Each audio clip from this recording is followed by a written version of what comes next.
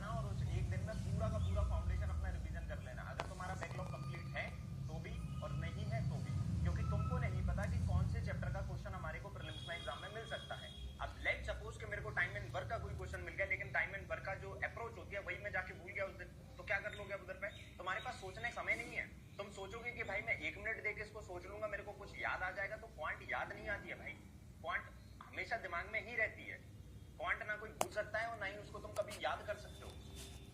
समझ में आ रहा है? अभी यहाँ पे अगर मेरे को कोई क्वेश्चन मिलेगा तो ऐसा नहीं है कि मेरे को वो याद है। अभी तुम मेरे से कोई क्वेश्चन पूछोगे तो इसका मतलब ये नहीं है कि वो मुझे याद है। वो बस कहीं ना कहीं कंसेप्ट उसके क्लियर है, अप्रोच उसके क्लियर है, तो वो ऑटोमेटिकली सॉल्व हो जाता है। समझे? सेकंड नंबर थिंग, अगर मैंने सर आपका फाउंडेशन कंप्लीट कर लिया है, उसके बाद में मेरे को क्यूएसएस लगाने में दिक्कत हो रही है, आप मॉक वाली जितनी भी क्लासेस हैं जिसमें मैंने मॉक लगवाए हैं, आप उन क्लासेस को पूरा ध्यान से देखिए। ध्यान से देखने का मतलब ये होता है कि उसको खत्म नहीं करना है। अगर वो 1 घंटे का वीडियो है तो उसको खत्म नहीं करना है आपको। आपको समझना है कि उसमें क्या चीजें बताई जा रही हैं, किस तरह से बताई जा रही हैं, किस तरह से क्वेश्चन उठाए जा रहे हैं, आपको समझना पड़ेगा। आप लगाते लगाते जब आपको मार्क्स कम दिख रहे हैं, आपने बीच में क्यूएसएस लगाना बंद कर दिया। यार क्या बात कर रहे हो तुम मेरे से? कितने इधर पे स्टूडेंट ऐसे बैठे हैं जिन्होंने क्यूएसएस लगाना ही बंद कर दिया, या जो लगाना ही नहीं चाहते हैं। उन्होंने देखा एक बार मेरे मार्क्स कम आ गए, दूसरी बार मार्क्स कम आ गए। तुम लोग को मैंने चिल्ला चिल्ला के बोला था कि मार्क्स के चक्कर में मत रहना। मार्क्स के चक्कर में कितने अफलातून फेल होते जा रहे हैं भाई। तुम्हारे को मार्क्स कम दिखे, तुमने क्यूएसएस एलयूए लगाना बंद कर दिया। क्यों कर दिया भाई? मेरे से पूछा तुमने? मल्टीटास्किंग कर रहे हो और सोच रहे हो कि क्यूएसएस लगा दो, नहीं होगा भाई।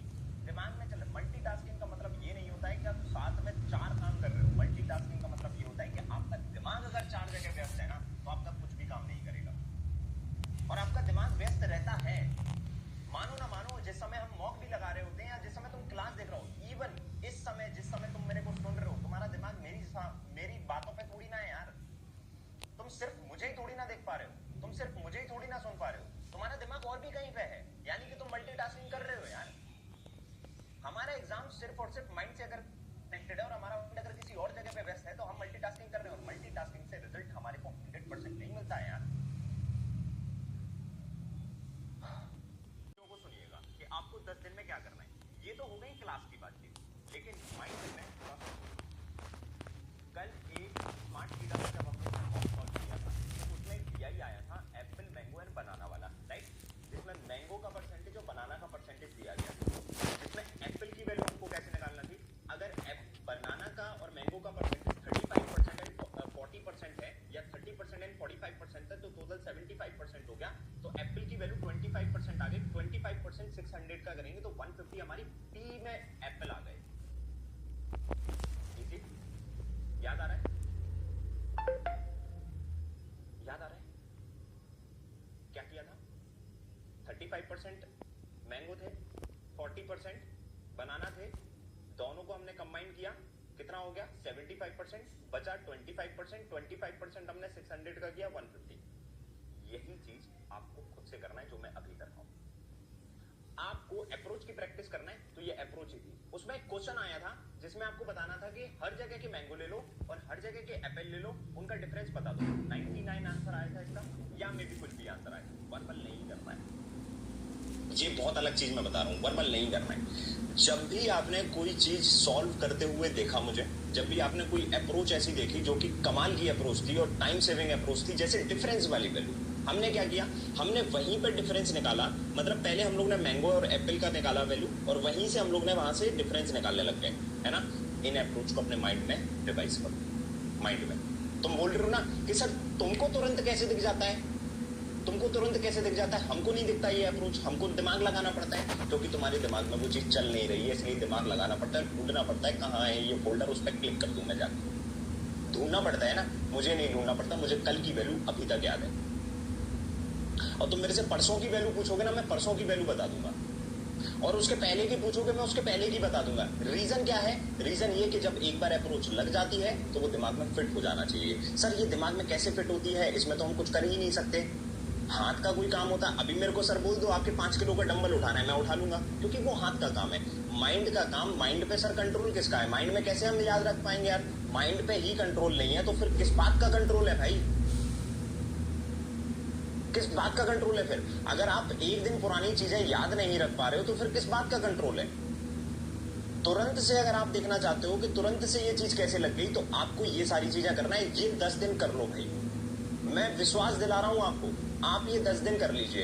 एक पजल हमारे पास में आई थी जो सुबह हम लोगों ने कल मॉक लगाया था, उसमें मैंने क्वेश्चन नंबर 26 से आपका पेपर चालू किया था। 26 नंबर के क्वेश्चन पे कैटेगरी वाली पजल थी जिसमें 4 क्वेश्चन थे या 5 क्वेश्चन थे।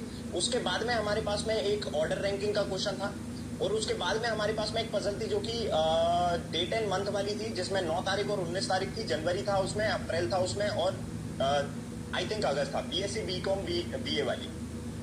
अब वो पजल, अब उस पजल को तुम्हारे को बनाना नहीं है, तुम समझो। हमें अगर अप्रोच की प्रैक्टिस करना है तो अप्रोच की प्रैक्टिस कैसे करना है?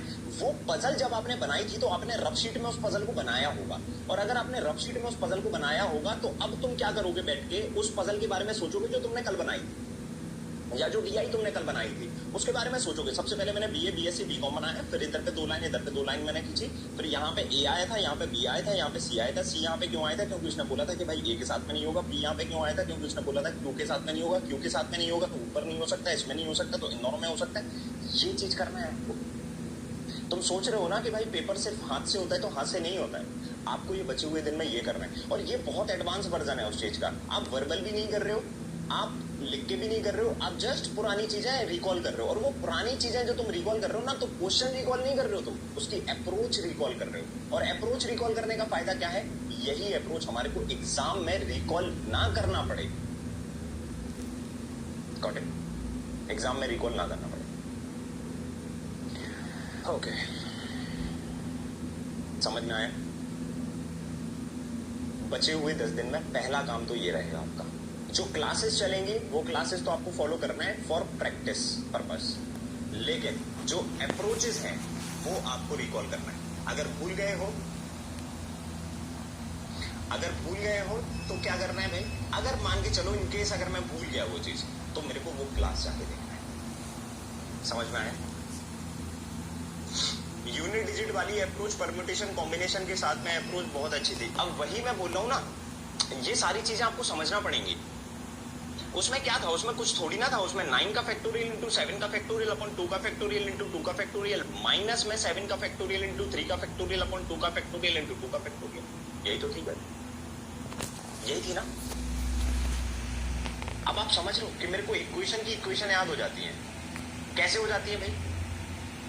क्योंकि अप्रोच के ऊपर अपन काम करते हैं, इसलिए हम क्वेश्चन प्रैक्टिस नहीं कर रहे हैं भाई, हम अप्रोच प्रैक्टिस कर रहे हैं। हम मार्क्स को नहीं देख रहे हैं, हम अप्रोच प्रैक्टिस करते हैं। कभी भी किसी भी दिन मैंने मॉक लगवाया, उस दिन मैंने आपको स्टार्टिंग में बोला कि भाई इस वाले में हम इतना मार्क्स टारगेट कर रहे हैं। पॉसिबल ही नहीं है भाई। मुझे थोड़ी ना पता है कि अंदर क्या आने वाला है, मुझे थोड़ी पता है कि हार्ड शिफ्ट आने वाली है, इजी शिफ्ट आने वाली है। अगर हार्ड शिफ्ट आएगी तो मैं पूरे में से पूरे नहीं कर पाऊंगा, मुझे इतना पता है। इवन मैं अगर नहीं कर पाऊंगा तो कोई नहीं कर पाएगा भाई। आपको इतना कॉन्फिडेंट होना पड़ेगा अपने आप में।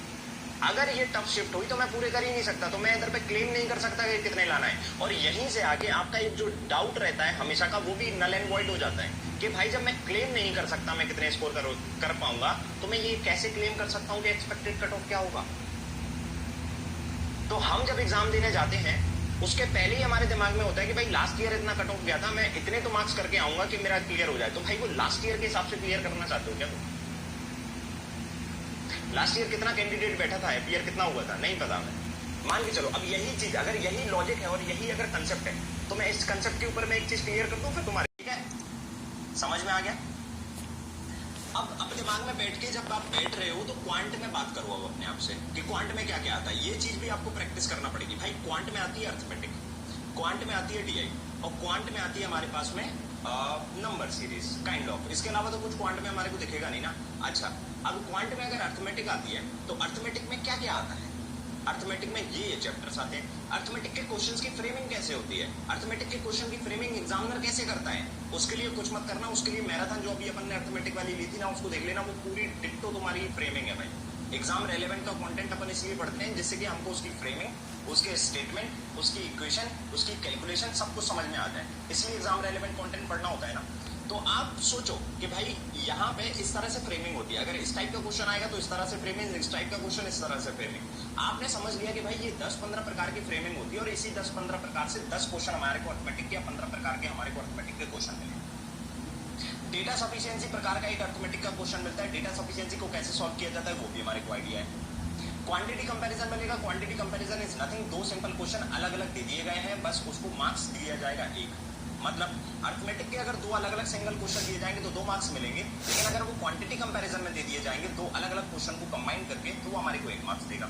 क्वांटिटी कंपैरिजन कैसे कंपेयर की जाती है, पूरी वैल्यू हमारे को कभी सॉल्व नहीं करना होती है। क्वांटिटी 1 की वैल्यू आ गई 140 इंटू 13, तो क्वांटिटी 2 की वैल्यू आ गई 280 इंटू 15, तो 280 का हम लोग 2 उठा के 30 बना देंगे 15 को, तो 140 इंटू 30, और क्वांटिटी 1 में 140 इंटू 13 आ गया, तो क्वांटिटी 2 इज डायरेक्टली बड़ी हो गई क्वांटिटी 1 से। ये क्वांटिटी कंपैरिजन करने का तरीका है। ये तरीके अपने दिमाग में तुम लोग रिवाइज करोगे, उसमें होगा क्या, उसमें आपकी कैलकुलेशन भी फास्ट रहेगी और उसमें आपकी ये सारी चीजें भी फास्ट रहने वाली है। तीसरा पॉइंट क्लास हो गया, अप्रोच प्रैक्टिस हो गई, ऑब्जर्वेशन हो गया। तीसरा जो अभी मैंने आपको बताया वो। चौथा पॉइंट क्या है कि सर अब जो चीज मैंने नोटिस की है, और वो नोटिस ये की है कि आपकी कैलकुलेशन कमजोर है भाई। कैलकुलेशन कौन सी, अब मैं यहाँ पे पहाड़े याद करने के लिए तो मैं डे 1 से ही बोल रहा हूँ कि पहाड़े याद नहीं करना है आपको यहाँ पे क्यूब स्क्वायर याद नहीं करना है, क्योंकि वो कैलकुलेशन नहीं पूछी जा रही है आपसे जो कैलकुलेशन पूछी जा रही है वो कैलकुलेशन आपको करना पड़ेगी। बस वो कैसे करना है, क्लासेस 1-2 क्लासेस आप देखोगे, 1-2 क्लासेस में कोई भी क्वेश्चन तुम देख लोगे मैं उस टाइप की कैलकुलेशन कराई देता हूँ। डीआई की कैलकुलेशन किस तरीके से चलती है और अर्थमेटिक की कैलकुलेशन किस तरीके से चलती है, उसके लिए आप एक क्लास देखिएगा, उसमें आपको पूरा आइडिया लग जाएगा। डीआई की बात कर लेते हैं। अब डीआई में भाई क्या होता है, बात करो अपने आप से, डीआई किस प्रकार की बनती है भाई। डीआई या तो तुम्हारे पास में पाई चार्ट की बनेगी, पाई चार्ट में अगर परसेंटेज दिया गया है तो वो पूरा हमारा 100% हो जाएगा, अगर उसकी टोटल वैल्यू दे रखी है उससे हम लोग निकाल देंगे, डायरेक्ट क्वेश्चन पे चलेंगे। अगर पाई चार्ट हमारे को दिया गया है जिसमें सारी वैल्यू परसेंटेज में लेकिन एक वैल्यू डिग्री में, तो उस डिग्री वाले को परसेंटेज में कैलकुलेट करेंगे, देन ऊपर पाई चार्ट की टोटल वैल्यू होगी, उससे कंपैरिजन करके सीधा क्वेश्चन बनाएंगे। तीसरा पाई चार्ट के साथ है, ये सारी चीजें आपके दिमाग में होना चाहिए। तीसरा पाई चार्ट सारी परसेंटेज की वैल्यू है लेकिन पाई चार्ट की total value is not given, लेकिन उस पाई चार्ट में 5 सेगमेंट है, उस 5 सेगमेंट में से किसी एक सेगमेंट की वैल्यू दे दी तो उस परसेंटेज के बराबर वो वैल्यू होगी, या फिर 2 सेगमेंट का डिफरेंस की वैल्यू हमें दे दी गई तो उन दोनों का डिफरेंस निकाल लो परसेंटेज में, जैसे एक 50% दिया गया है या एक 15% दिया गया है और एक 27% दिया गया है, और बोला है कि पी एंड क्यू का जो 15 एंड 20% जो तुम्हारे को वैल्यू दी गई है 15% एंड 27%, उन दोनों वैल्यू का जो डिफरेंस है, ये प्रोडक्ट कोई से बेचे जा रहे हैं, उन दोनों का डिफरेंस जो है वो 240 रुपये है, 240 क्वांटिटी उनका या 240 किलोग्राम, तो 15 एंड 27% का डिफरेंस हो गया 12% बराबर 240, 1% की वैल्यू आ गई तुम्हारी 20, यानी 100% की वैल्यू आ गई 2000। तो इस तरह से हमारे पास में पाई चार्ट बनती है। अब इनके क्वेश्चन किस तरह से बनेंगे, पहला क्वेश्चन तो यही कि इधर से कंपैरिजन करवा देगा, दूसरा क्वेश्चन डिग्री वाला क्वेश्चन बनवा सकता है, तीसरा क्वेश्चन हमसे किस तरह से बनवा सकता है, एक नई यूनिट दे दे, like P Q R S T 5 section हमारे पास में थे, लेकिन उसने एक न्यू सेक्शन दे दिया यू। अब यू अगर उसने नया सेक्शन दे दिया तो यू से रिलेटेड वो कुछ कैलकुलेशन कर पाएगा, यानी यू में जो प्रोडक्ट है वो पी के प्रोडक्ट से 20% ज्यादा है, 35% ज्यादा है, 40% ज्यादा है, 30% लेस है, 70% लेस है, इस तरह से कैलकुलेशन बनती है। एक टाइप का क्वेश्चन इस तरह से बनता है। दूसरा टाइप का क्वेश्चन, अगर हमारे पास में वैल्यू दी गई है तो उनका एवरेज निकलवा लेगा, या परसेंटेज मोर और लेस पूछ लेगा, या फिर व्हाट परसेंट पूछ लेगा, इस टाइप के क्वेश्चन हमारे पास में बनते हैं। 2 कैटेगरी का एवरेज निकाल के उनका डिफरेंस ले लेगा, तो हमें पता है भाई अगर पाई चार्ट में 2 कैटेगरी अगर वो ले रहा है और उनके एवरेज का डिफरेंस अगर वो पूछ रहा है तो हम डायरेक्ट पाई चार्ट से कर सकते हैं। 100% की वैल्यू 2000 हमारे पास में आ चुकी है, पी एंड क्यू का एवरेज और एस एंड टी का एवरेज का डिफरेंस कितना होगा, पी एंड क्यू की वैल्यू है 15 और 27%, एस एंड टी की वैल्यू है 20 एंड 30%, दोनों का हम लोग एवरेज निकालेंगे नहीं, हम पहले ही डिफरेंस निकाल लेंगे, फिर डिवाइड बाई 2 कर देंगे और जो भी परसेंटेज में वैल्यू आएगी 20 में यानी कि 2000 में उसका परसेंटेज करा देंगे, आंसर आ जाए। पाई चार्ट में इतना ही होगा, इससे ज्यादा कुछ हो सकता है पाई चार्ट। टेबल क्या है, अब टेबल डीआई में क्या होता है समझ में आ रहा है। अब टेबुलर डीआई में क्या होता है, टेबुलर डीआई में भी आपको पता होना चाहिए, टेबुलर डीआई ऐसे वर्टिकल फॉर्म में हमारे को टेबल फॉर्म में दी गई है, उसमें ज्यादा से ज्यादा क्या पूछेगा, 5 कैटेगरी दी गई है एबीसीडी में टोटल स्टूडेंट्स दे दिए, टोटल स्टूडेंट के बाद में मेल परसेंटेज दे दिया, फीमेल परसेंटेज दे दिया, या मेल परसेंटेज दे दिया, फीमेल परसेंटेज नहीं दिया है, फीमेल परसेंटेज तुम्हारे को निकालना पड़ेगा या फीमेल की वैल्यू निकालना पड़ेगी। अब इसकी टेबल का तुम एक रियल टेबल बना सकते हो या फिर सीधा क्वेश्चन में जा सकते हो कि female from A and B is what percent together is what percent then the male of C and D. Simple हो गया ना, इस टाइप का क्वेश्चन बनेगा। या फिर पूरे फीमेल और पूरे मेल का जो एवरेज आएगा उसका डिफरेंस बता दो, तो ये भी क्लियर है भाई का, ये भी अप्रोच हमको आती है। या उसने बोल दिया कि ए और बी की जो फीमेल है सी और डी के मेल से कितना % मोर और लेस है, तो ये भी आता है हमको। अब उसने बोल दिया कि ई में जो मेल है वो ए और बी के कंबाइंड मेल का 30% अबव है, तो ये भी क्वेश्चन हमको आता है भाई। ई कॉलेज हमारे पास था ही नहीं, लेकिन अब ये कंडीशनल बेस्ड क्वेश्चन हो गया। इसके अलावा कोई क्वेश्चन देख रहे हो तो मॉक तो डेली दे रहे हो, इसके अलावा कोई क्वेश्चन आते हैं नहीं आते। केसलेट डीआई पे बात कर लेते हैं भाई। केसलेट डीआई में क्या होता है? केसलेट डीआई में हमारे को सबसे पहले वैल्यूज देखना होती है। वैल्यूज कैसी है भाई? अगर तुम्हारे को वैल्यू देख रही है 1000 या 100 दिख गया, 400 दिख गया, 105 दिख गया, 210 दिख गया, 250 दिख गया, 280 दिख गया, 280 के बाद में 240 दिख गया, 340, 350, 370, ये सारी इजी वैल्यू है। वहीं अगर केसलेट में हमारे को 428 दिख गया, 512 दिख गया, 331 दिख गया, तो ये थोड़ी सी टफ वैल्यू है, इनको कैलकुलेशन करने में टफ होगा। अगर ये उल्टी सीधी वैल्यू है यूएसएस में आउट, अगर ये सीधी सीधी वैल्यू है यूएसएस में इन, लेकिन लास्ट में पता तो है तुमको, क्या नहीं पता है तुम्हें? केसलेट हो गया। अब केसलेट के बाद क्या बचा भाई? अब कुछ है पेपर में, बार ग्राफ है। बार ग्राफ में कोई दिक्कत नहीं है। बार ग्राफ में सबसे पहले तुम पॉइंटर काउंट करोगे भाई, 0 के बाद में सीधा 20 और बीच में 4 लाइन है। 4 लाइन यानी कि 1 2 3 4 5 बॉक्स, 5 बॉक्स यानी 20 का डिफरेंस डिवाइड बाय 5 यानी कि स्मॉल गैप की वैल्यू 4 होगी। अब स्मॉल गैप की वैल्यू 4 हो गई। बार में 2 कॉलम दिए गए तुम्हारे को, मतलब 2 बार दिए गए। एक बार है टोटल का, टोटल नंबर ऑफ पर्सन, दूसरा बार है तुम्हारे पास में फीमेल का परसेंटेज। तो total number of person female का परसेंटेज 100 माइनस कर देंगे तो मेल का परसेंटेज, तो मेल एंड फीमेल निकाले जा सकते हैं। मेल एंड फीमेल निकाले जा सकते हैं, इसी तरह से क्वेश्चन बन जाएंगे। क्या दिक्कत है? अब क्वेश्चन वही बनते हैं जो सब डीआई में बन रहे हैं, समझ रहे हो? ये दिमाग में अगर पहले से क्लियर रहेगा ना, तो अब एग्जामिनर कुछ भी पूछ ले तुमसे, मॉक में कुछ भी पूछ ले भाई, ये दिमाग में पहले क्लियर है। मैं कभी भी बैठा हूं, कभी भी, मेरा पेपर 1 साल बाद है ना, मेरे को अभी भी दिमाग में सेट है भाई क्या आएगा। मेरा पेपर 3 दिन बाद है, मेरे दिमाग में तब भी सेट है क्या आने वाला है। मैं हर एक चीज के लिए रेडी हूं यार, मैं हर एक चीज के लिए रेडी बैठा हूं। समझ में आया? क्वांट में यही तो होगा। नंबर सीरीज आ गई भाई। नंबर सीरीज में क्या होगा? नंबर सीरीज में सस्ती कैलकुलेशन करते हैं अपन, सिंपल सी बात है भाई। अब सस्ती कैलकुलेशन मैंने करी, सस्ती कैलकुलेशन के अगल बगल देख लिया भाई मैंने। सस्ती कैलकुलेशन में 49 मिल गया, अगल में 81 मिल गया, और बगल में तुम्हारे को अब अगल में जैसे 81 मिल गया तो 7 का स्क्वायर, 9 का स्क्वायर, इसके पहले 8 का स्क्वायर 64 मिल जाएगा। 49 का मेरे को डिफरेंस मिल गया, अगल में 121 मिल गया, तो इधर पे मेरे को 81 मिल गया। तो सिंपल सी बात है, 7 का स्क्वायर, 11 का स्क्वायर, 9 का स्क्वायर, तो उसके पहले 7 का स्क्वायर, सॉरी उसके पहले 5 का स्क्वायर या जो भी है व्हाटएवर। तो हमारे को यहाँ पे कैलकुलेशन भी पता पड़ रही है, नंबर सीरीज के बारे में भी पता पड़ रहा है भाई किस तरह से करना है। तो अब तो पेपर में कुछ बचा ही नहीं। क्वाड्रेटिक इक्वेशन बची है, कुछ नहीं भाई। माइनस प्लस आएगा तो plus plus root, plus minus आएगा तो minus plus root, minus minus आएगा तो plus minus root, plus plus आएगा तो माइनस माइनस रूट। कैसे करना है? 143 दिया गया है और बोला गया है इक्वेशन बनी है x square plus 2x minus 143 बराबर 0। तो 143 कैसे फैक्टर करना है कि माइनस करने पे 2 आ जाए, 13 11 था, और प्लस माइनस दिया था माइनस प्लस 13 11 था। खेल खत्म हो गया ना यार। क्वाड्रेटिक इक्वेशन खुद की बनाओ, खुद का सॉल्व कर लो। एक क्वेश्चन दे दिया गया जिसमें 2 रूट दे दिए गए, एक रूट है 55 और एक रूट है 10। अब इसकी क्वाड्रेटिक बना लो। So x square minus alpha plus beta plus into x और प्लस में अल्फा इंटू बीटा बराबर 0। बस अल्फा और बीटा 55 10 दिए गए, रख दो उसमें, क्वाड्रेटिक इक्वेशन बन जाएगी। क्या बचा क्वांट में? बताओ मेरे को क्या बचा है? कुछ बचा है? इसी में से आएगा जो भी है। एक रूट है 55 और एक रूट है 10। अब इसकी क्वाड्रेटिक बना लो। So x square minus alpha plus beta plus into x और प्लस में अल्फा इंटू बीटा बराबर 0। बस अल्फा और बीटा 55 10 दिए गए, रख दो उसमें, क्वाड्रेटिक इक्वेशन बन जाएगी। क्या बचा क्वांट में? बताओ मेरे को क्या बचा है? कुछ बचा है? इसी में से आएगा जो भी आएगा। एक एक करके इसी तरह से चैप्टर की बात कर लो। अब जब मैं बैठ के 20 मिनट में तुमसे ये डिस्कशन कर लिया, 20 मिनट डेली अगर तुम ये प्रैक्टिस करोगे तो तुम भाई कॉन्फिडेंट रहोगे। एक एक चैप्टर की भी बात कर लो। परसेंटेज की बात कर लो। परसेंटेज में क्या आएगा भाई?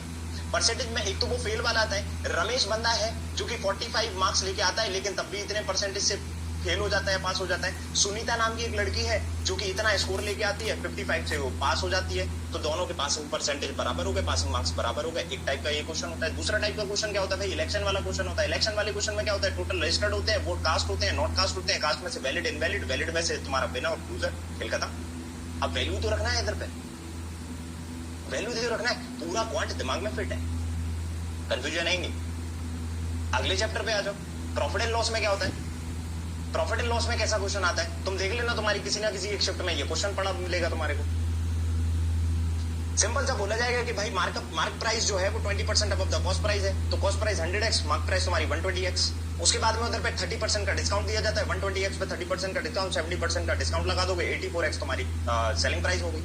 अगर सेलिंग प्राइस 20 रुपीज ज्यादा होती तो यहाँ पे इतना परसेंटेज का प्रॉफिट होता है। 20 रुपीज ज्यादा कर दो, 84x प्लस में 20, तो प्रॉफिट कितने का होता है? 30% का प्रॉफिट होता है। 100x पे 30% का प्रॉफिट, 130x बराबर है 84x प्लस में 20, 84x इधर पे लेके आ जाओ, 16x बराबर में 30x की वैल्यू आ जाएगी। कॉस्ट प्राइस भी आ जाएगा, मार्क प्राइस भी आ जाएगा, डिस्काउंट भी आ जाएगा, प्रॉफिट भी आ जाएगा। और किस तरह के क्वेश्चन बनते हैं प्रॉफिट लॉस में? दिमाग में सेट करो, दिमाग में बनाओ। जब वो दिमाग में पहले से रहेंगे ना, तुम स्क्रीन पे देखोगे ना, तो वो स्क्रीन पे तुम्हें पहली बार नहीं दिखेगा वो क्वेश्चन, तुम्हें पहले ही पता होगा यार ये क्वेश्चन तो मेरे दिमाग में है।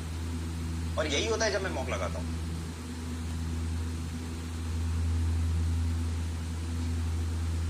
यही करता हूं मैं मॉक लगाते समय कुछ एक्स्ट्रा थोड़ी ना कर रहा हूं यार। मेरे को बस ये पता होता है कि ये चीज मेरे को आती है, और अगर जो चीज मेरे को आती है उसमें डरना क्या है यार? किस बात का डर है? कुछ है ही नहीं डरने लायक, राइट? अब यही सेम चीज रीजनिंग में आ जाओ भाई। अब रीजनिंग में क्या होगा? रीजनिंग में अब देखो, पहले पूरा क्वांट का हम लोग ने समझ लिया, अब क्वांट को सम अप भी तो करना है। क्वांट को अटेम्प्ट कैसे करेंगे? अब क्यूएसएस कैसे लगाएंगे? बैठ के सोचो भाई, क्यूएसएस कैसे लगाओगे? अगर मेरा पेपर में अब तुमको पूरे 35 क्वेश्चन बनाना है, अगर आईबीपीएस की बात कर रहा हूं 35 क्वेश्चन बनाना है, और अगर उसकी बात कर रहा हूं, सॉरी आईबीपीएस की बात कर रहा हूं 35, और अगर एसबीआई की बात कर रहा हूं तो 30 क्वेश्चन बनाना है। 30 क्वेश्चन अगर मैं एग्जामिनर होता तो क्या बनाता? आज दुग्गल साहब एग्जामिनर बन के बैठे हैं, और दुग्गल साहब क्या बात कर रहे हैं कि भाई आज का जो मैं पेपर बनाऊंगा वो पेपर कैसे बनाऊंगा?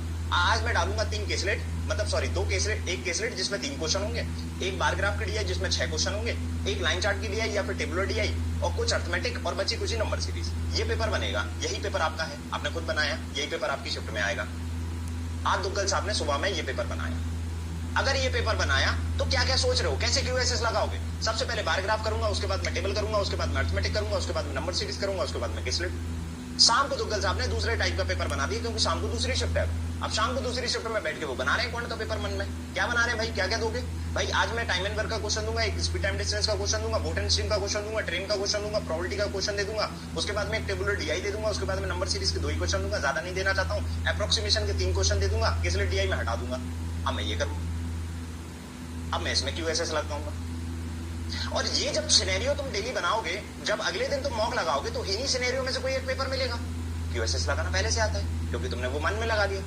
अब क्यूएसएस उसमें लगा दो, तुम्हारा क्यूएसएस भी फास्ट लगेगा, क्वेश्चन भी अटेम्प्ट होंगे, खेल खत्म कर दोगे। This is the way.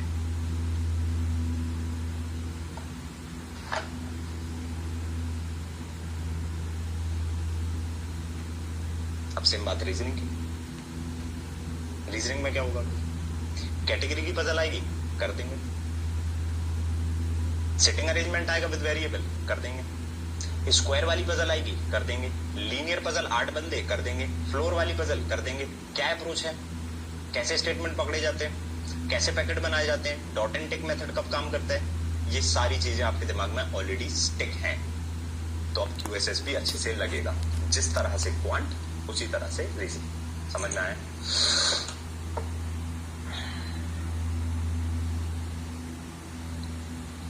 समझ में आया? क्या आपने इस तरह से पहले किया है कभी? मैं डेली करता हूं, अभी भी। इसलिए नहीं डरता है, इसलिए इंसान नहीं डरता है, इसलिए दिमाग में फिर डर नहीं आता है ना? क्योंकि तुम जब पेपर ओपन हो रहा है उसके बाद स्ट्रेटेजी बना रहे हो। समझना चीजों को। आपका पेपर जब ओपन हो रहा है उसके बाद में आप स्ट्रेटेजी बना रहे हो कि ये वाला क्वेश्चन कर लेंगे, ये वाला क्वेश्चन कर लेंगे, ये वाला क्वेश्चन कर लेंगे। मेरे दिमाग में पहले है भाई, मेरे को अगर किसी क्वेश्चन में मिल जाएगा 1288 रुपए, उसके बाद में 415 रुपए, उसके बाद में 375 रुपए, मैं करूंगा नहीं ये क्वेश्चन को यार, क्योंकि मेरे दिमाग में 1200 रुपए है, 1250 रुपए, 400 रुपए, 450 रुपए, इस टाइप की कैलकुलेशन मैं कर दूंगा। तो डीआई में जब मेरे को ये 3 वैल्यू दिख रही है, मैं नहीं करूंगा, ये वाली 3 वैल्यू दिखेंगी, मैं कर दूंगा, खेल खत्म हो गया। और ये सीधा जाके एग्जाम में आप नहीं कर सकते, मैं आपको बताऊं। आप सोचोगे कि मैं सीधा जाके एग्जाम में कुछ चमत्कार कर दूंगा, तो एग्जाम में जाके एकदम से नहीं होता है। ये आपको खुद से पहले करना पड़ेगा, ये बचे हुए दिन में आपको ऐसे ही करना पड़ेगा। ठीक है? सेम फॉर पजल यार, पजल के लिए भी कोई दिक्कत थोड़ी ना है। अब पजल मैंने मान के चलो कि अगर मेरे को अपने ही एग्जाम के लिए दुग्गल साहब को पजल बनाना है, आज पजल ये बनाएंगे, है ना। अगर मैंने पजल सॉल्व की है प्रीवियसली तो मैं पजल बना भी सकता हूं ना यार, और मैं पजल अपनी इमेजिनेशन के हिसाब से बनाऊंगा भाई, क्योंकि हमें नहीं पता एग्जाम में क्या आएगा, तो मैं क्या पजल बना सकता हूं भाई। पहले स्टेटमेंट में मैंने ए और बी का कनेक्शन करा दिया, दूसरे स्टेटमेंट में मैंने सी और डी का कनेक्शन करा दिया। फ्लोर बेस की एक पजल है, ए जो है वो प्राइम नंबर पे बैठेगा और बी जो है वो नॉन प्राइम पे बैठेगा। ए और बी के बीच में सम नंबर ऑफ पर्सन बैठते हैं, सम नंबर ऑफ पर्सन बैठते हैं। अब ऐसी पजल मैंने नहीं देखी कभी कि ए और बी के बीच में सम नंबर ऑफ पर्सन बैठते हैं। इसका मतलब क्या है? इसका मतलब ये है दुग्गल साहब कि ए और बी एडजेसेंट नहीं होंगे। समझ में आया? तुरंत बनाया अभी, तुरंत से उसका मीनिंग भी बता दिया।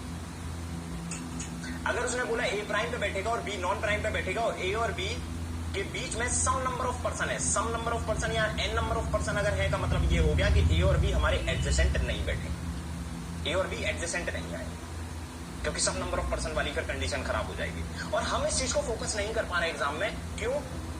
क्योंकि हमने पहले से सोचा ही नहीं। बढ़िया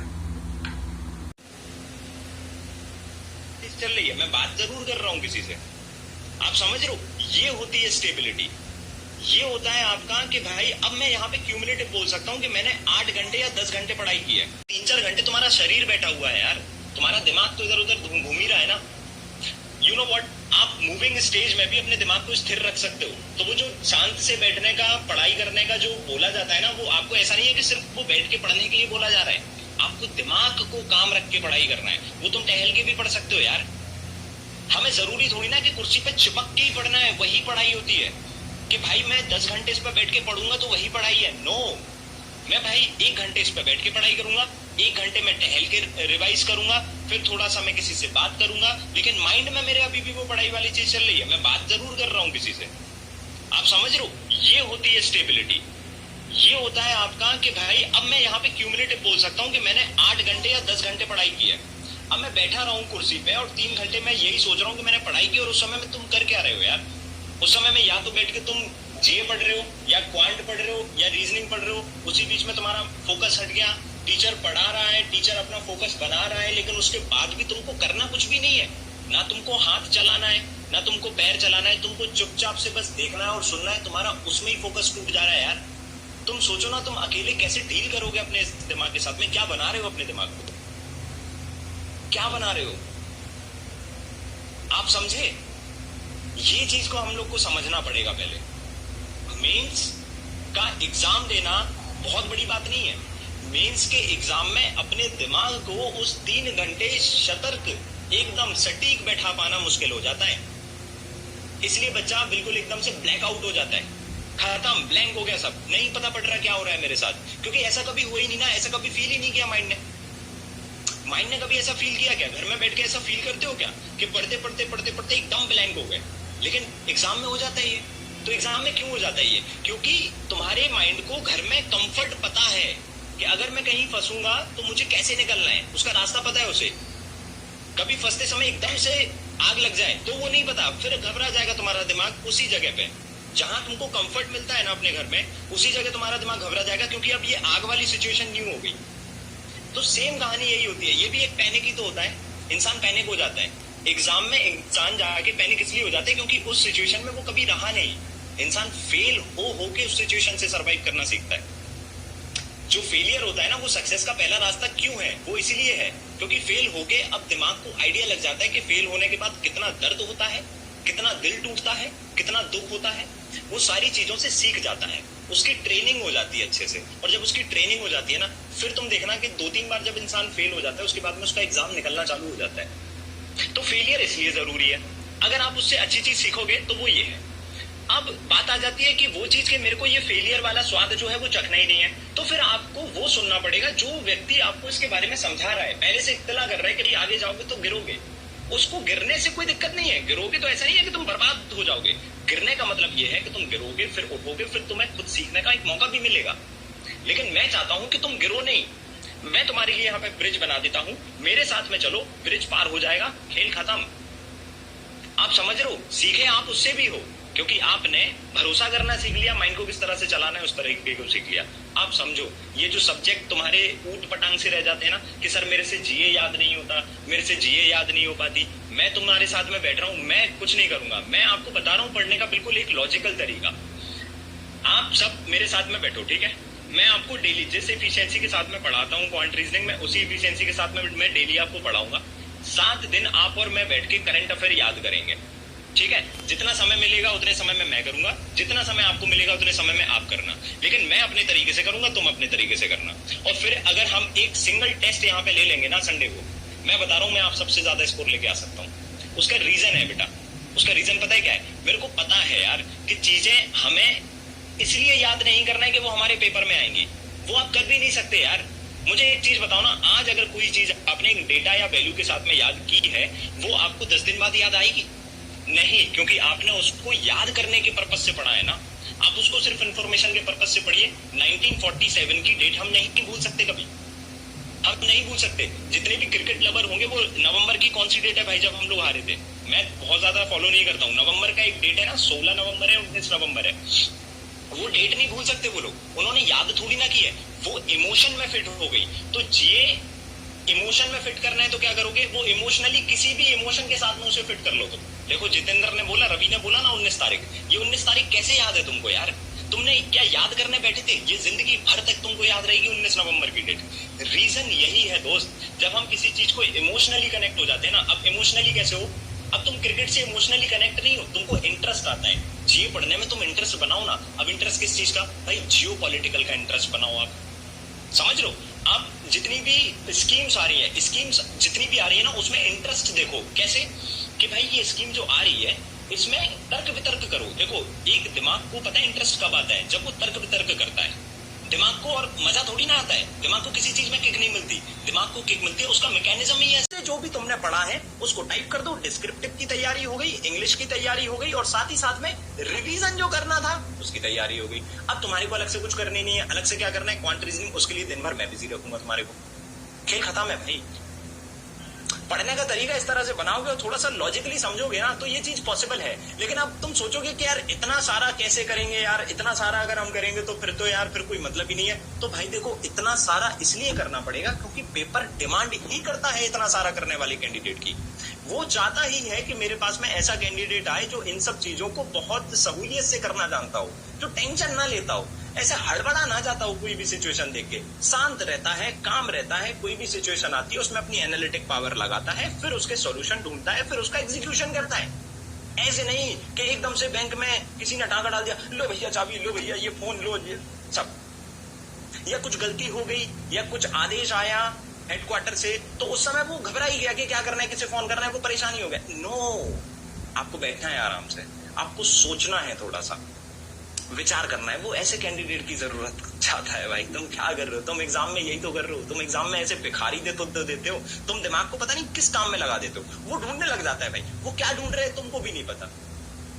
तुम डर रहे हो, दिमाग कुछ ढूंढ रहे हैं। दिमाग ढूंढ रहे हैं कि इसका डर मैं कैसे खत्म करूं। तुमने ऐसी इंफॉर्मेशन फीड ही नहीं कर रखी दिमाग को यार। तुम जब डर रहे हो ना, तो दिमाग सच में तुमको शांत करने की चीज ढूंढ रहा है, और उसको नहीं मिलती है ना तो वो हड़बड़ा जाता है। तब होती है पैनिकनेस। अगर उसको डर को तुम्हारे को साधने के उसके पास में कुछ इंडिकेशन हो ना, तो वो साध भी लेगा यार तुम्हारे पास। क्योंकि देखो, वही वाली बात है ना, 3 मंजिल से वो बंदा कूद गया क्योंकि उसके पास में दिमाग के पास में साधन था सोचने का। तुम कहां से कूदोगे भाई? कुर्सी पे चढ़ के कूद जाओगे क्या? तुम कहां से कूदोगे? क्या कर सकते हो उस सिचुएशन में? छोड़ के भाग जाओगे पेपर, सिस्टम बंद करके चले जाओगे बाहर। तुम्हारे पास में कोई ऑप्शन नहीं है। तो दिमाग क्या करता है? वहीं बैठे बैठे बैठे बैठे और किल करता रहता है, करता रहता है, करता रहता है, करता रहता है, और तुम परेशान होते रहते हो और पेपर पूरा बिगाड़ देते हो। तुम इसको साधन दो, इससे जूझने के, इससे लड़ने के, कि कैसे निकला जाता है, कैसे क्वेश्चन में फंस जाए तो कैसे उबरा जाता है, कैसे अपना एटीट्यूड रखा जाता है उस समय जब मैं फंस जाऊं ऐसे मोड में। उसकी प्रैक्टिस करना पड़ेगी। सीधा एग्जाम में जाके नहीं होता ये, उसकी प्रैक्टिस पहले से करना पड़ेगी। हर दिन क्लास में तुमसे यही प्रैक्टिस करवाऊंगा मैं। Sir, because of your classes, I have quite improved in quantum reasoning, but I want to increase my speed. Speed आएगी, देखो धीरे धीरे स्पीड आएगी। आप परेशान मत हो। स्पीड से रिलेटेड भी काफी सेशंस मैंने लगा रखे हैं, तो परेशान नहीं होना है बिल्कुल भी, ठीक है? उस चीज का बंदोबस्त, स्पीड धीरे धीरे। Sir, how to stay cool calm focused in whenever writing exam in. आप डेली, आप ये मत सोचो कि उस दिन मैं कूल एंड काम कैसे रहूंगा। फिर वही वाली बात होगी ना, फिर वही बात होगी भाई। देखो, एक रियल लाइफ एग्जांपल बताता हूं। 5 जो पांडव रहे थे, उनको 14 वर्ष का वनवास हुआ था, है ना? और फिर उसके बाद अज्ञातवास हुआ था। तो अब आप मुझे एक चीज समझाना, जब महाभारत का युद्ध होना था, महाभारत का युद्ध वनवास के पहले ही हो जाता, तो उनके माइंड को हर एक सतही लेवल पे जितने भी कष्ट हो सकते हैं, उन पांचों भाइयों को, उनको वो कष्ट दिए गए कि तुम इन कष्ट को उठाने लायक हो या नहीं, फिर जाके वो युद्ध में लड़ पाए। तो अगर आपको युद्ध में काम रहना है ना, तो उसके लिए आपको आज से ही काम रहना पड़ेगा। आज से ही आपको समझदारी से सारी चीजें सोचना है, देखना है, सुनना है और बोलना है और लिखना है। ऐसा नहीं कि पढ़ रहे हैं तभी शब्द बन जाते हैं बस, लेकिन उसके बाद में इंस्टाग्राम पे जाके, यूट्यूब पे जाके, किसी टीचर के उसमें जाके कमेंट में कूल बन जाते हैं, एक कमेंट लिख के क्रॉस टिक कूल लगूंगा थोड़ा सा। ये चीज को आपको बदलना पड़ेगा। आप समझो एक चीज को, युद्ध में जाके ही कलाएं नहीं सीखी जाती हैं, कलाएं तो इंसान पहले सीखता है। युद्ध में तो उसका प्रदर्शन होता है, एग्जीबिशन होता है युद्ध, उसमें प्रदर्शन होते हैं कि कितने कलाकार आए हैं और वो क्या क्या कलाकारी दिखा रहे हैं। तो वहां पे आप सीख कैसे सकते हो? वो सीखने का मंच है ही नहीं। सीखने का मंच अभी है, अभी सीखना है आपको, अभी आप गलतियां करोगे, अभी आप सीखोगे, वहां पे प्रदर्शन करना है आपको। आप उससे कैसे सीख सकते हो? उसमें या तो हार के आओगे या तो जीत के आओगे। हार के आओगे तो अगली बार क्या नहीं करना है वो सीखोगे, और जीत के आओगे तो तुम्हें पता था जितनी भी हमारी प्रिपरेशन थी उसका मैं एक बहुत बड़ा कलाकार हूं, मैंने आज प्रदर्शन करके दिखाया। तो एग्जाम में तुम अगर सोच रहे हो कि ना कि एग्जाम में कूल रहना है और मैं कुछ ऐसा दे दूं और एग्जाम में तुम कूल और काम हो जाओ, तो भैया एग्जाम में तो एक बार में जाके मैं भी कूल और काम नहीं हुआ था। इंसान का बच्चा तो मैं भी हूं, समझ रहे हो? जब मैं भी पहली बार मेंस देने गया, जब मैं भी पहली बार, 2 बार 3 बार जब मैं एग्जाम देने गया, तो मैं भी काम नहीं हुआ था। कोई नहीं होता है यार, मैं बोल तो रहा हूं, सब परेशान रहते हैं उस समय, लेकिन एकदम से नहीं, कुछ कुछ धीरे धीरे धीरे धीरे चीजें कम होती गई, घटती गई, और फिर आज ऐसा है, जब सिलेक्शन हुआ उस समय ऐसा था कि भाई वो परेशानियां 0% थी, क्योंकि हमें एग्जाम स्टार्टिंग होता है ना, जब उसके पहले ही परेशानियां, एंजाइटी और कामनेस नहीं होती, उसी समय खलबली होती है, क्योंकि उस समय माइंड को पता नहीं होता कि क्या होना है, क्या करना है। लेकिन जैसे एग्जाम चालू हो जाता है ना, बीच में जब आपसे क्वेश्चन अटेम्प्ट होने लग जाते हैं ना, फिर आप परेशान नहीं होते हो, फिर आप देखना आप अपने आप रिलैक्स हो जाते हो, क्योंकि अब आपका माइंड किसी दूसरी जगह लग चुका है। अब वो क्वेश्चन, अब वो पजल, उसमें अपने आप को इन्वॉल्व कर चुका है, उसका वो आदी है, तो अब वो परेशान नहीं हो रहा। जैसे ही फंसेगा ना परेशान हो जाएगा, क्योंकि उसका वो आदी ही नहीं, उसको पसंद ही नहीं है ये सिचुएशन, वो तुमको परेशान कर देगा, झंझोर देगा, वो अगला क्वेश्चन करने नहीं देगा तुमको, क्योंकि उसकी आदत नहीं है। हमने कभी डाली ही नहीं, हमने कभी अपने आप को इस सिचुएशन में फंसने के बाद में कैसे निकला जाता है उस पर काम ही नहीं किया। मैं वही सिखाता हूँ क्लास में, मैं मॉक अटेम्प्ट करता हूँ, तो मैं वही चीज आपको सिखाना चाहता हूँ कि कैसे, किस तरह के एटीट्यूड को रखना होता है। आप हमेशा उस चीज के सिनेरियो में अपने आसपास में क्रिएट करो, सब तरीके से बात करो, सब तरीके से बोलो, सब तरीके से चीजों को एनालाइज करो, और प्रैक्टिकल रहो थोड़ा सा, क्योंकि एग्जाम बच्चों को नहीं बुला रहा, आप बच्चे नहीं हो। एग्जाम में जो बच्चे जा रहे हैं वो बच्चे नहीं है, समझ रहे हो? आप सब एक अच्छी मानसिकता रखते हो, और एक अच्छी मानसिकता वाले इंसान को एग्जाम देने बुलाया जा रहा है। नहीं समझोगे तो फेल होते जाओगे, जिस दिन समझ जाओगे पास हो जाओगे। सर आप साइकोलॉजिस्ट से भी ज्यादा अच्छे से बोलते हैं ब्रेन के बारे में। मैं वेटरन नाम इसलिए तो रख लिया हूं, अगर खुद से निकल के आ रहा है तो अच्छी बात है, नहीं निकल के आ रहा है तो कोई बात नहीं, मैं बैठा हूं। लेकिन कोशिश ये करो कि हम परेशान ना हो, और हम डाउट में ना रहें, और हम अपनी कमजोरियों पे पर्दा ना ढकें। पर्दा अगर ढकोगे भाई, वो चीज कभी फुलफिल नहीं हो पाएगी। सिलेक्शन मिल जाएगा, मैं बोल रहा हूँ, ठोकरें लगेंगी, थोड़ी बहुत लगेंगी, एक आध बार और फील होगे, मतलब फेल होगे, तो अंदर से तुम्हारे को फील होने लग जाएगा कि नहीं यार इस वजह से शायद नहीं हो रहा, फिर तुम ना चाहते हो कि उस चीज को छोड़ दोगे या उजागर करके काम करने लग जाओगे। तो अभी से कर सकते हैं, समझ में आया? और थोड़ा सा एक्टिव रहो एकदम, पता है, थोड़ा सा एक्टिव रहो, ऐसे नहीं कि यार मजा नहीं आ रहा है यार, चीजें उस तरह से नहीं चल रही हैं। चीजें कब चली हैं उस तरीके से जिस तरह से तुम चाहते हो यार। मैं 29 वर्ष का हो गया हूँ आज, मेरे तरह से कभी भी चीजें नहीं चली। मैं हर दिन सो के उठता हूँ, मैं सोचता हूँ कि इस तरह से आज सब कुछ हो जाए, उस तरह से कभी नहीं होता। तो चीजें तुम्हारे तरीके से नहीं चल रही हैं, तो इस चीज को एक्सेप्ट करो ना यार, तो तुम उस तरीके से चलने लग जाओ ना जिस तरीके से चीजें चल रही हैं। यानी कि कमी हम में है ना। अगर हम सुबह सो के उठ रहे हैं और सोच रहे हैं कि चीजें आज मेरी तरह से चलना चाहिए और तब भी अगर नहीं चल रही हैं तो समस्या मेरे अंदर है कि चीजें अगर मेरे हिसाब से नहीं चल रही हैं तो भाई मुझे उस तरह से चलना पड़ेगा। फिर जिस तरह से चीजें चल रही हैं, तरीका तो यही होता है यार। मुझे तो यही समझ में आता है, बाकी मुझे नहीं समझ में आता क्या हो रहा है। समझ में आया ना? ठीक है, तो sir quant reasoning combined minimum marks. हाँ, आज हुए के सर का बर्थडे है। हाँ आज, हाँ विश करो मेरे को, मेरा बर्थडे है आज। Sir how to control distract mind यही बता रहा हूं मैं इतनी टाइम से यार। अपने आप को अगर आप एक ऐसी ड्यूटी में इन्वॉल्व करे रहोगे ना जिसकी वजह से बहुत सारी चीजें बिगड़ सकती हैं। मैं क्लास ना लूं आज तो इतने लोग जो बैठे हैं ना, इनका भविष्य खतरे में है भाई। तो मेरे ऊपर एक जिम्मेदारी है। जिम्मेदारी अगर आपके कंधों पे होती है तो आप कभी भी डिस्ट्रैक्ट हो ही नहीं सकते। आप डिस्ट्रैक्ट तभी हो सकते हो जब आपके पास में कोई जिम्मेदारी नहीं है। तो जब तक इस स्टूडेंट की भूमिका को आप डिस्ट्रैक्ट होते रहोगे और मतलब जब तक इस भूमिका को नहीं समझोगे ना तो फिर डिस्ट्रैक्ट होते रहोगे। जिस दिन भूमिका को समझ जाओगे कि ये बहुत कर्तव्य वाली बात है कि मेरे को आज इस पर्टिकुलर ऑर्गेनाइजेशन में जिसमें मैं नौकरी करना चाहता हूं उसके लिए मैं आज स्टूडेंट की भूमिका में हूं। मैं एक बैंकिंग एस्पिरेंट हूं। हर कोई नहीं है बैंकिंग एस्पिरेंट। मैं नहीं हूं बैंकिंग एस्पिरेंट। आपके पेरेंट्स नहीं है। जो सोसाइटी आपसे बोलती है वो भी नहीं है। आपके फैमिली मेंबर भी नहीं है। आपके ग्रुप मेंबर भी नहीं है। जो आपका फ्रेंड सर्कल है वो भी नहीं है बैंकिंग उसमें। तो बैंकिंग एस्पिरेंट आप क्यों हो? तो वो एक विशेष भूमिका है, उसकी जिम्मेदारी को समझो। क्या करना चाहिए एक बैंकिंग एस्पिरेंट को वो समझो। वो करोगे तो फिर डिस्ट्रैक्ट नहीं होगे, क्योंकि फिर वही करोगे ना जो करना चाहिए। तो फिर डिस्ट्रैक्ट कैसे होगे? बैंकिंग एस्पिरेंट को सर ऐसे बैठ के रील देखना चाहिए तो फिर डिस्ट्रैक्ट हो गई ना यार, जब तुमने उसकी थ्योरी अलग बना रखी है। ठीक है, LIC का बैच आएगा, रिकॉर्डेड बैच आएगा, तो आप उस चीज को देख लीजिएगा। सो आज मैं इसको यहीं पे एंड करता हूं and thank you so much. बाकी हम लोग मिलते हैं कल से क्लासेस में। एक दिन हमारी क्वांट की क्लास होने वाली है, एक दिन हमारी रीजनिंग की क्लास होने वाली है, बट माइंडसेट बहुत ज्यादा इंपॉर्टेंट है। माइंडसेट एकदम काम एंड चिल एंड एंजॉय। मैं लाइफ को बहुत एंजॉय कर रहा हूं क्योंकि मैं एक बैंकिंग एस्पिरेंट की पूरी भूमिका को अदा कर रहा हूं। कल को मेरा एग्जाम क्लियर हो जाएगा, मैं कभी भी अब जिंदगी में दोबारा बैंकिंग एस्पिरेंट नहीं बन पाऊंगा, है ना? तो इस चीज को एंजॉय करो। जो चीजें रिक्वायर्ड है इस चीज के लिए उसको जियो और भाई आगे बढ़ो।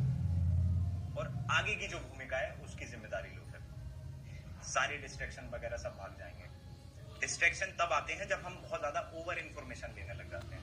इस चीज को यहीं समाप्त करो और पढ़ाई में लग जाओ। जो भी चीजें आपसे बोली गई हैं उसके सोर्सेज इकट्ठे करो, उसके ऊपर काम करो, थोड़े से विचार विमर्श करो, खुद से समझो कि अगर मैं आज एक बैंक में होता तो मैं क्या कर रहा होता, मैं किस तरह से लोगों से बात कर रहा होता, मेरा बॉडी लैंग्वेज क्या होता, मैं किस तरह से अपनी बातें सामने रखता, मैं अपने आप को किस तरह से इंट्रोड्यूस करूंगा जिस दिन मैं इंटरव्यू दूंगा, या मैं किस तरह से लोगों को कोट करूंगा जब मैं किसी बैंक में बैठा रहा हूंगा। अपना अटायर वैसा करो कि मैं क्या पहनूंगा, मैं इसमें अच्छा लगूंगा, क्या मैं इसमें प्रोफेशनल लगूंगा। आप जब इस तरह से अपने दिमाग को तैयार करने लग जाओगे ना तो वो चीज आपको मिल